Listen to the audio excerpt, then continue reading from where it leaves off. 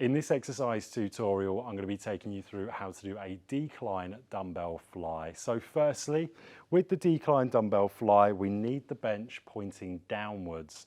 So dependent on the bench you're using, the manufacturer, some don't go into decline. If yours doesn't, then you can look at other alternatives I've already done with regards to different pieces of equipment and how to make a decline.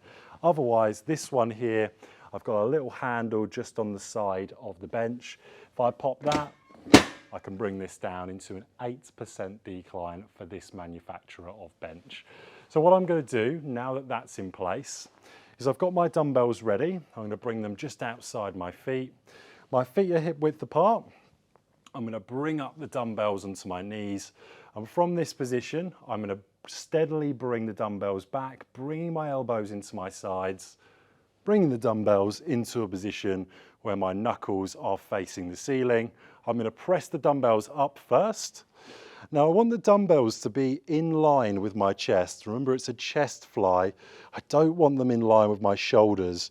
So dumbbells in line with chest. I'm going to create what's called a soft elbow.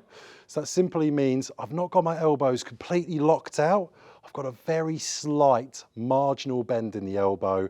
My feet are going to be pressing into the floor. I'm slowly going to be bringing the dumbbells away from my body until my elbow is in line with my shoulder. At that point, I'm going to return back to the start position.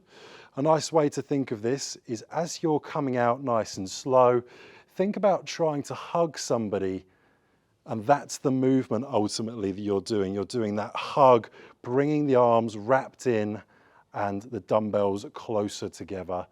Once you've done your desired amount of repetitions, you can bring your knees up, rest the dumbbells on the knees, and swing forwards under control.